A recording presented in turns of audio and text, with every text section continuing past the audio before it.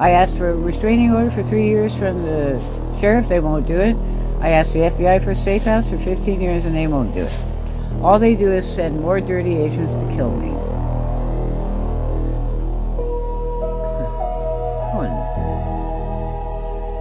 And I'm going to explain to you how this happened. And let's start from the beginning. 17 years ago, I bought a piece of property in Hawaii. I had a drug dealer across the street who was a problem, who threatened my life with a gun, held me actually at gunpoint for about 3 hours, and made me feel uncomfortable in every way you can. So I left my property and went to stay with my sister in Nevada. Then went off to Canada, which I sing their glories. Then I was told this other neighbor of mine who moved in, who was mafia and sold drugs to the cops and had the cops totally under his control. His name was Nelson Kahele. He was also part of this whole drug scene near my property in Hawaii. So I was told he was on parole, he wasn't going to bother me anymore, I was safe, just go ahead and come home. So apparently they're cooking heroin next door and dealing meth all the time. And apparently they were dealing meth to the cops. So what I saw that caused my death is 3 vice cops from Hawaii, Bill Waterman, who has multiple roles in this death drama, and it was Officer Ohada, and I couldn't tell who the other person was. I had no idea they were undercover cops. I had no idea that they were even picking up drugs. I didn't know what they were doing. I didn't care. But this is why they've gone on a 17-year-long campaign to kill me. Because if I ever get in front of a federal prosecutor, the mafia in Hawaii comes down, and you're going to find out Hawaii is now the newest addition to the nation of terrorist states. So, okay, what I did, I called the local police, just a local beat cop. He said he'd look into it. He just blew me off, never came back, never called me, anything like that. I think there was a couple of those. So I went down to the police station, talked to him down there. That didn't do any good. So then I called the vice department. And it turns out the same people that were picking up drugs answered my call.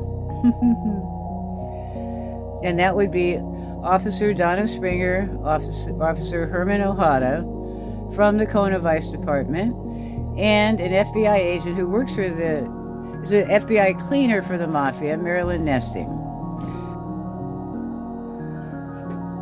So the next thing that happened is I had Nelson Kahele and about 8 of his family members at the bottom of my driveway with 3 drug gang cars and gangbanger music going up and down my driveway, threatening me.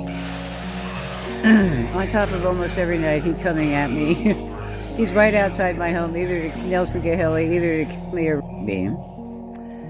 So they also did it to Loretta Lynn. There was 150 Hawaiians that forced her off her property.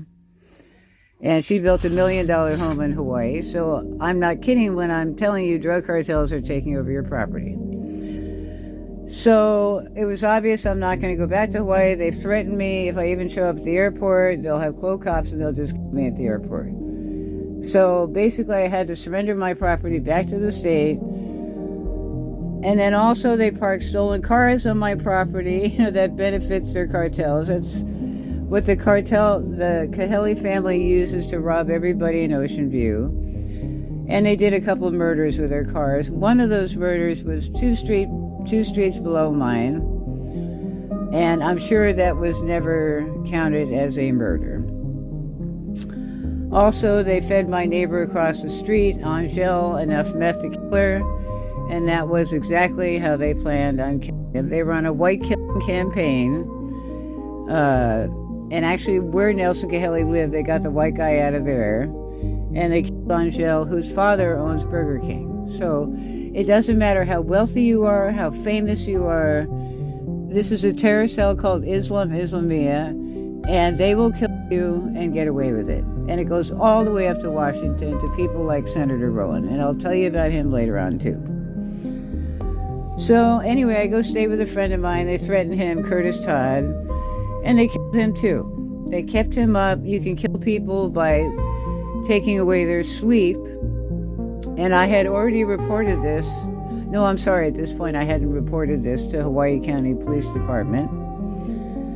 But they kept him up, I don't know, it was either 6 months or a year and a half. And he had a precancerous throat condition, which went into cancer, and he died. So they are definitely contributed to his death.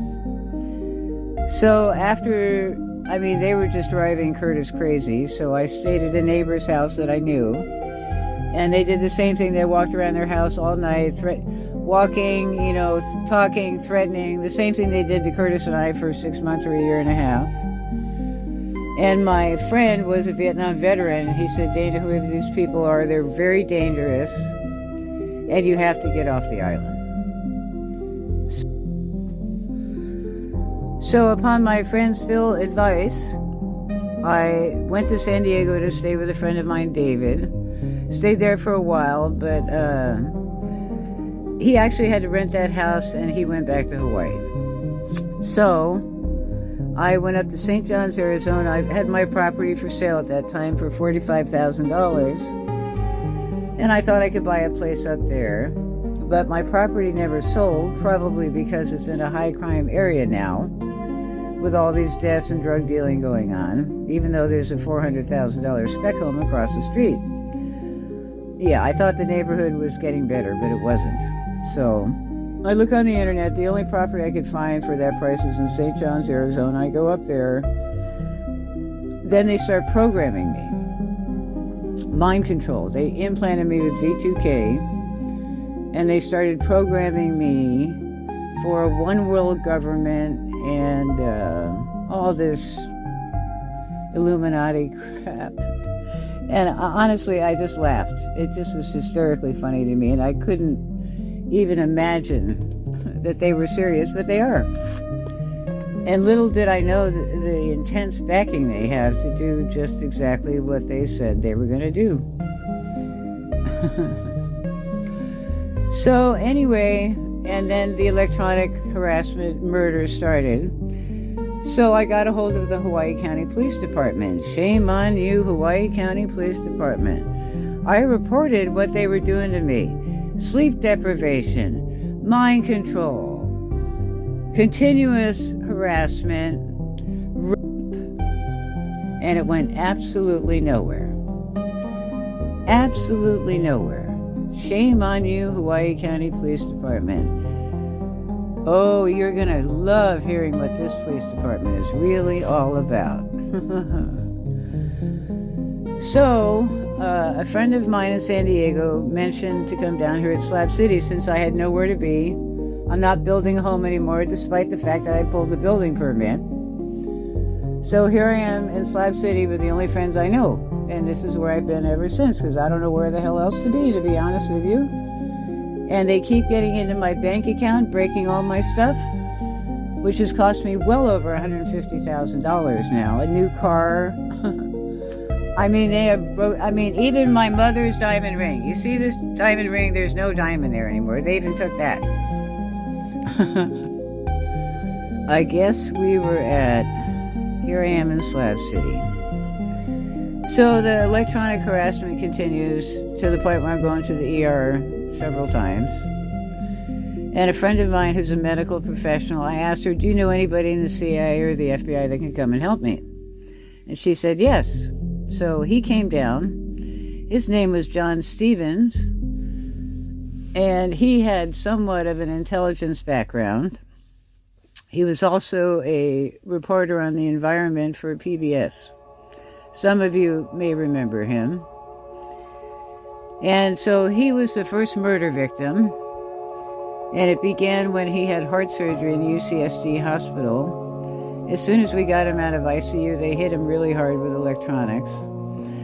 And as soon as we got him down the road, he was blowing blood out of his nose and his mouth, and they didn't stop him. Again, another debilitating death. He didn't die right away. I had to get him out of here because it was hot, and they kept breaking the generators and the swampers and everything else. Like I say, they destroy everything. So I had to get him out of here, and I think he had MRSA on top of that, which got worse, and he died. So they definitely contributed to his death. So that's the first murder victim. The second murder victim was another friend of mine named Paul, because it was so long ago, I can't remember his last name now. But he was one of the sweetest people you ever want to meet. My neighbor Andrew and I couldn't wait to see him every morning. We'd pick him up to go into town. And we really loved that man. We couldn't wait to see him. So they started in on him in September, I think, with electronics. Then they backed off. By December, he was dead. They started in on him again. They found him outside of his tent with his arms crossed, the way a Protestant would approach a Catholic priest if you were in their service and you can't take communion, which I did all that summer. So they actually staged his body. The third person they killed was a lady named Morgan. They killed her in her sleep the same way they tried to kill me, with a stroke. Well, she had basically had the same stroke I did, but I got to the ER one day before she did, and it cost her life. She also had a DNR, which means they couldn't revive her. So that's the third murder victim, and I'm going to tell you about the rest of them. So I want to talk about the fourth murder victim, which is really one of the most disgusting murder victims. His name was Preston Bassett. Now, mind you, all these people are Christians on top of that. His father was one of the best-known Mormon seminary professors, and he was not Mormon, but he was a very special man. So he came over and talked to me one night and told me he saw people in my home see me. And did I know about that? And I said, oh God, Preston, you would think I would know about that? Are you sure? Are you sure you heard people in my home? He said, yes, Dana, there was somebody in your home. So guess what happens when a white man finds a woman who's raped? Well, the next thing that happened is Assistant Police Chief Connie Hailua flew in on a very special military plane. He can land right here in the SEAL team, just for the pleasure of Preston. On Saturday night of that week, he filleted him. By Monday morning, they cornered him down by the showers here that he's been here forever. They stepped on his foot, pushed him back. He had metal in his ankle from an accident, broke his ankle. Connie Hailua brought a horrible electronic equipment called the Terminator. They killed him with a Terminator, and then they tied a plastic bag over his head, tied his hands behind his back, and hung him. And then Detective Connie Hailua left. So now we're really worried. A really good person who shouldn't have been killed. So my friend Sheila gets a hold of a friend of hers who's an astrophysicist to come down here and find out what the hell's going on with this electronics. So he comes down here, and guess how long he lives? His name is Kevin Cochizan, and he is the successor to David Hawking. He was recently murdered in China, we believe, either by these people or just because the Chinese government is nasty. So we thought we were getting help. He contacted the space agency because of what he saw going on down here. And I'm going to have to not talk about some of that because it does go to national security. The next one was a young man named Dusty Saint something or another. Also, believe it or not, St. Martin, it's Knights Templar. So he was down the wash behind me, and he caught the police, and that would be CSI. Was pretending to do a bust out there. So you had Imperial Valley Sheriff going up and back, forward and backward on my road. You had CSI down below them, and then you had the Hawaiian cops in the wash. And then I hear Donna Springer say, oh, please, please, please, just give me one more white murder, just one more white murder. So they started hitting Dusty, who was just down there cracking geodes. He was cracking rocks. So they hit him with electronics, chased him down Low Road. and then later on plied him with drugs and money, I believe. And they found his body in the hot springs, chained to the bottom of the hot spring. Now, there's no way in hell the coroner is going to tell me that that isn't a homicide. Okay, so now I'm going to talk about the mass murder attempts by other police officers here. Of course, this electronics is very dangerous, and they can set up electronic fields. And there are other people that they tried to kill that I haven't talked to you about that are still alive, fortunately. So the first thing is this electronics. You know, they have a magnifier. It can go a mile, probably, at least. So that's why we call the astrophysicists, is people in East Jesus were shaking. That's why we called him. So that's the first mass murder attempt. The second mass murder attempt was Officer Booth, who came with a TADAR or a laser with Valenzuela and I can't remember two other cops. That's basically the Sinaloa Cartel Death Squad, which I recently reported to the DEA, and they did nothing. Fortunately, they didn't kill us that day because another cop intervened. But it continues. It continues. I'm sorry, I'm outing all of you. I'm sorry, you are really dirty bastards, and you're going to get what you have coming to you. So sometime during all of this, Officer Smith is here from Hawaii, another bad cop, and he's shaking up Donna, telling her, you know, you can't talk about what the big plan is. Well, I guess about 2 years later, we found out what the big plan was. They fabricated this huge fracking thing to bring to the San Andreas Fault. Where I live, there are 7 faults. San Gabriel, a whole bunch of faults. And once again, I reported that to the FBI, and basically they said, have a nice day, Dana. And they did set off the fracking equipment, but it didn't do the kind of damage they thought it would. It broke open an underground stream, and it may have damaged some propane lines in Nyland. And that was a new CIA guy whose name I don't know and who I can't detect and who can get in and out of my home with these new suits they have, and I can't tell that he's there. So that was the next thing, and he backed off and then came back again 2 days later and backed off again. So this is typical of their pattern. They start, they stop, but they never stop completely. There's never any arrest for any of these murders, any of the rapes. Officer Ojada's a gay man who has been raping all my friends, one of whom was an actor. There's several people who were actors here. And they've been literally going in everybody's home, and they know what everybody's private parts look like. I mean, this is just disgusting. And they say they're having some type of circle sex or corporate sex where they all have sex together and they come out and murder together. So I know this all sounds crazy, but this is what they're telling me. They've sprayed us with an airplane. They sprayed us with something. They're monitoring us by satellite. I'm sure they're hitting us by satellite. And there's something the prosecutor said is a sky monitor. Yes, the local prosecutor named Rosalind has been involved in this. She did run an interference signal for about 5 minutes to stop them. And see, I don't know how much of this is mind control because they have me on V2K and how much is reality.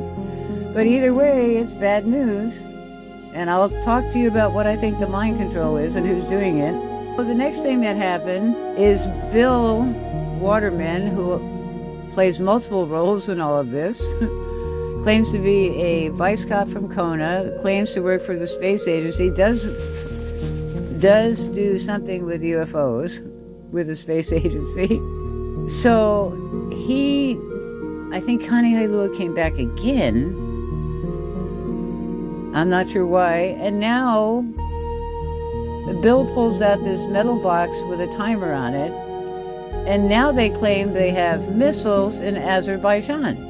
And they're showing all these people pictures of missiles in Azerbaijan. So they say they bought these missiles for $5 million apiece. They're not loaded yet with nukes. And they want to aim them at Atlanta, Georgia because of the KKK, and Russia because Russia at one time tried to take Hawaii over and England had to come in and rescue them. So now they got hold of loose nukes. Somehow we think they've been moved to Germany because Bill works also for one of the most vicious white national drug gangs in the world called Nosferatu. So I have a feeling they have control of the missiles now and are hiding them because they can't seem to find them, if there are missiles. But because of that, when the prosecutor was here, and it's partially my fault, he threatened Mexico City with nuclear missiles. So she called the ambassador in Mexicali and let them know that we're having trouble on this side of the border with a man who's threatening Mexico with nuclear missiles.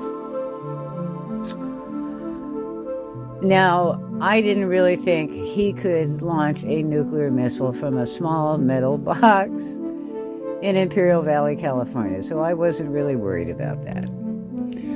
But the prosecutor had to do her job because if he did, then she might be in trouble, right? So with all this going on, still no arrest, still no real investigation, still nothing at all from the police department. So then the continuing saga goes, they bring in this woman named Ida Rodriguez, and they say they're going to take Donna Springer and all these dirty cops up to the SEAL team and kill them. And Ida is a lesbian lady, and she's there to support Donna. Well, they didn't do anything like that. It was completely sacrilegious. And it turns out Ida is Mexican cartel. She's a very nice lady, and I like her a lot. But she's Mexican cartel, and she was cooking meth in the backyard. And that was to let me know that the Mexican cartel want this area for meth production, and they really don't want to deal with the white people that are here. So that's the next thing that happened. So I had to go through all this stuff with Ida Rodriguez, who's the contractor for the Sinaloa cartel. Got through that okay. But then the vice president shows up, Kamala Harris. She tries to help me. Her men came and surrounded me, so I felt safe for the first time in a long time. They didn't stay long. Within an hour, they were over playing with the local dirty cops. Kamala shows up the next morning, and she's furious that her men broke command. And it caused an argument, and once again, these local cops threatened the vice president, and her men had to stand in front of her. So she came down here to try to resolve things and was threatened herself by these people. She left without resolving the situation. She made a nice offer to me that I don't really want to talk about, but it wouldn't have solved the problem. What I asked for was a National Guard or a military unit to protect us. I could not leave this area with all these people vulnerable. I know they're going to kill everybody up here. There's no question about it.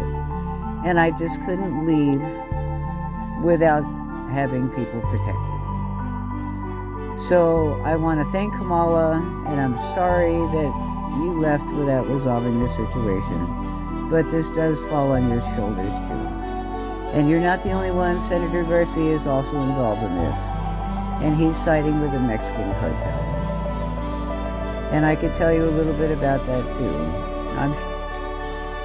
So what's happened in the last week or so, I think we're through with all the murders and stuff like that.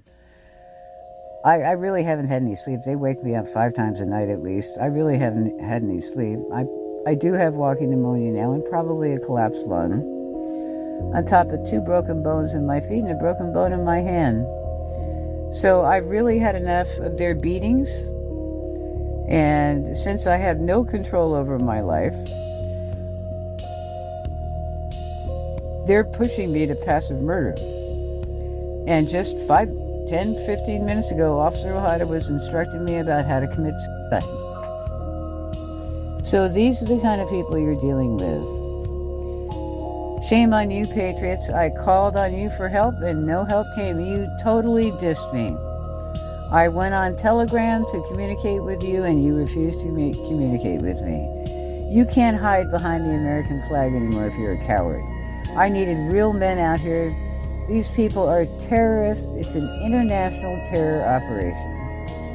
And I'm going to tell you more about that, how I see this situation. This thing started in Hawaii, around Hawaiian sovereignty, but I believe it happened before Hawaiian sovereignty, and it's continuing on after Hawaiian sovereignty. It's a settled matter of law. This shouldn't be going on at all. So that's how you know it's Islamia, and the fact that there are so many policing agencies involved in this, and this is the #1 drug corridor in the country. And this has happened before. They had to relocate 500 Border Patrol because of this level of corruption. And they had to shut down 3 banks because of this level of corruption. So, I mean, I just can't believe there is not anyone in America that can prevent my death or Elima's. Elima is not doing very well right now, and I don't think she's going to live through this after the 5G event. So I almost wish I hadn't stopped the 5G event because I'd already be dead and it would have been a peaceful death. So, there's another thing I haven't told you about. Bill Domino called her uncle, said they needed an operator, and that was the second fracking equipment, and that was Senator Rowan. Senator Rowan also guides whatever Bill does here, Bill Waterman, who has 3 roles here. And I'm going to tell you now about what I think this whole thing is about also. So what's going on right now is they're all still out there trying to force my... A car drove up here recently, maybe some more cops. And they're coming on with this really arrogant, fed attitude, threatening me again. So, because I outed Senator Rowan and whatever he's doing out here, I think that's why these federal agents are here. So anyway, let me tell you how I figured this out. Brian Williams, I think, was going to do a show on the CIA and the shadow government, and I missed it. So I ended up doing a lot of research on the CIA and the shadow government. I found out what you can find out if you look on the internet too. It's called Deagle, and it's a consortium of 10 member agencies, most of which are in play in Iraq right now, and I may have mentioned this before in other videos. It's OPEC, it's NATO, maybe NORAD, the UN, Stratford, which is a newscasting agency, Space and Exploration, the 2 European Security Commissions, SEOC and the OEOC or whatever it is, and the Russian Defense Procurement Agency. So those are the agencies that are involved, and I believe they're all in play in Ukraine right now. So with any luck, this Deagle agency may be broken up. But what they're doing, they're running a UN depopulation program, and that's why they're killing so many people with anything they can kill them with. So that's what it boils down to, and you can check it out for yourself if you like. And it's just really sad what these people are doing. And there's no one to stop it. It's really like Hitler all over again. And I'm honestly just horrified that these Hitler types are running around our country again after World War II. My father fought Nazis. I'm horrified that this Nazi crap is going on in my backyard. This is worse than what the Nazis did. The Nazis killed people pretty quickly. They didn't torture them for 15 years and hold them hostage and rape them. So I need to take a little break if there's anything else I can think of. And all it would have taken to save my life was to get these people away from me. I asked for a restraining order for 3 years from the sheriff. They won't do it. I asked the FBI for a safe house for 15 years, and they won't do it. All they do is send more dirty agents to kill me. There are new cops here today. They're shooting at me heavily as I got home. So we're obviously still in a war. Now more cops show up, and they literally are shooting at us with electronic weapons.